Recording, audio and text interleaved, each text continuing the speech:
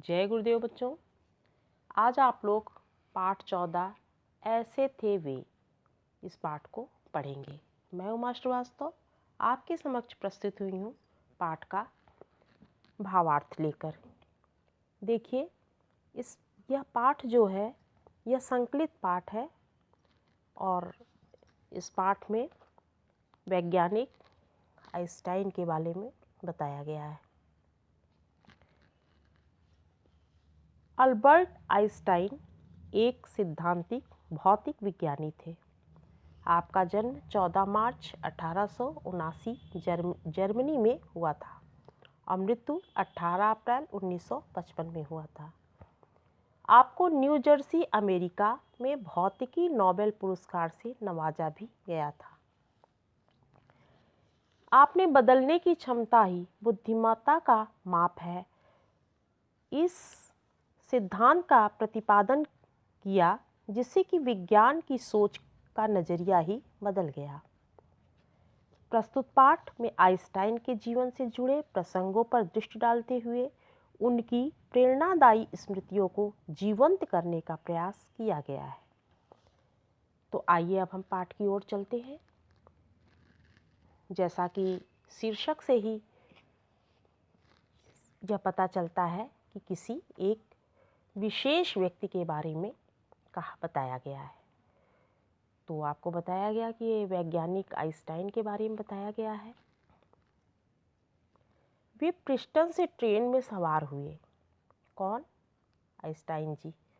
Conductor यात्रियों के ticket काटता उनके पास पहुंचता। उन्होंने टिकट के लिए अपनी जेब में हाथ डाला, टिकट नहीं मिला।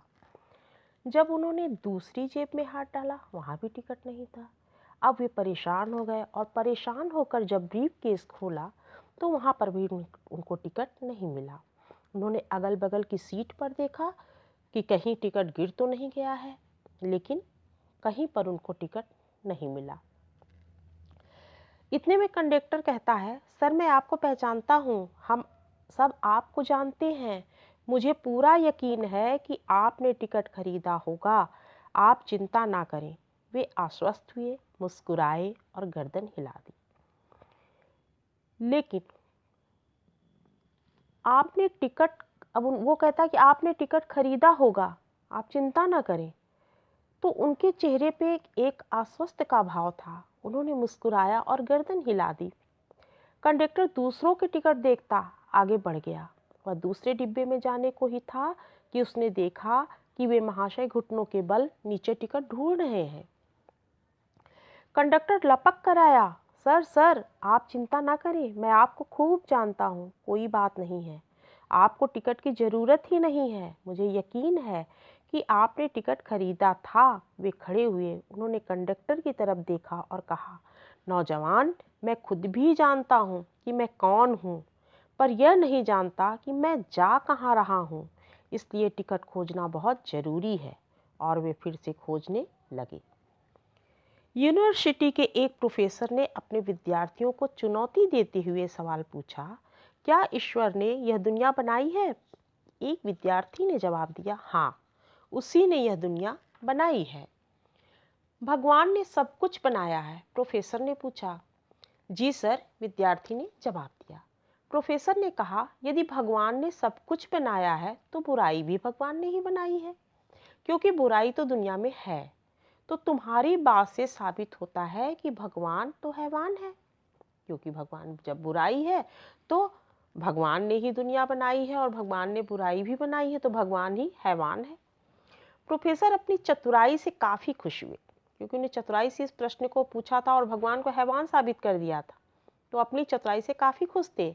वे विजेता भाव से विद्यार्थियों को बताने लगे कि किस तरह उन्होंने कई बार यह साबित किया है कि ईसाईयत एक भ्रम है, छलावा है। तभी एक दूसरे विद्यार्थी ने हाथ उठाया। प्रोफेसर, क्या मैं एक सवाल पूछूं? जरूर। प्रोफेसर, क्या ठंड होती है? यह कैसा बेहुदा सवाल है। उनको लगा कि यह बहुत ही अजीब सवाल कर रहा है, इसीलिए कहा, यह कैसा बेहुदा सवाल है। जरूर ठंड होती है, तुम्हें कभी ठंड नहीं लगती क्या? बाकी के विद्यार्थियों ने भी उसे अजीब निगाह से देखा।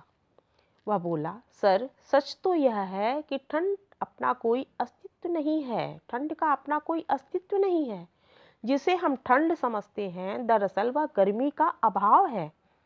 भौतिकी के अनुसार कोई भी उस चीज का अनुभव कर सकता है जिसमें शक्ति है या जो शक्ति का संचार करती है। अब ये भौतिकी विज्ञान के वैज्ञानिक ही थे, इनको अच्छी जानकारी थी, इसलिए यह इस बात को पूरी तरह से समझा रहे हैं। 0 या 320 फ़ारेनहाइट का मतलब है गर्मी का पूर्ण अभाव। गर्मी का वह तत्व है जो शक्ति है और शक्ति का संचार करती है। इस तापमान पर सब कुछ जड़ हो जाता है, किसी प्रकार की चेतना शेष नहीं रहती। लेकिन अपने आप में ठंड का कोई अस्तित्व नहीं है। बहुत कम गर्मी होने पर कैसा लगता है, यह बताने के लिए हम ठंड शब्द का प्रयोग करते हैं। इनका कहने का मतलब है कि जहाँ पर गर्मी नहीं रहती, जब गर्मी की शक्ति कम हो जाती है, बहुत कम गर्मी होने पर कैसा लगता है, यह बताने के लिए हम ठंड शब्द का प्रयोग करते हैं। तो इनका कहने का मतलब था कि जहाँ पर तापमान बहुत कम हो जाता है, गर्मी कम हो जाती है, तब हम लोग ठंड महसूस करने लगते हैं। ठंड का अपना कोई अस्तित्व नहीं होता, अर्थात गर्मी के कम होने पर ठंड शब्द का प्रयोग किया जाता है। प्रोफेसर कुछ बोले, इससे पहले वह फिर बोला, प्रोफेसर क्या अंधेरा होता है? प्रोफेसर ने कहा, हाँ जरूर होता है सर, आप एक बार फिर गलती कर रहे हैं। अब देखिए विद्यार्थी ही समझा रहा है कि सर आप एक बार फिर गलती कर रहे हैं। अंधेरे का भी अपना कोई अस्तित्व नहीं है। अंधेरा दरअसल प्रकाश का ना होना मात्र है। आज हम न्यूटन के प्रिज्म की मदद से सफ़ेद प्रकाश को कई रंगों में विभाजित कर हर रंग की तरंगों का अलग अलग अभ्यास कर सकते हैं, लेकिन अंधेरे को नापना संभव नहीं है। प्रकाश की एक किरण ही काफ़ी होती है दुनिया से अंधेरा दूर करने, उसे जगमगाने के लिए। क्या यह सच नहीं है? अब यहाँ पर भी वो समझा रहे हैं कि प्रकाश का कम होना ही अंधेरा है। अंधेरे का अपना कोई अस्तित्व नहीं होता, अंधेरे को नापा नहीं जा सकता है। केवल हम रोशनी को माप सकते हैं, प्रकाश को माप सकते हैं, और प्रकाश का कम होना ही अंधेरा है।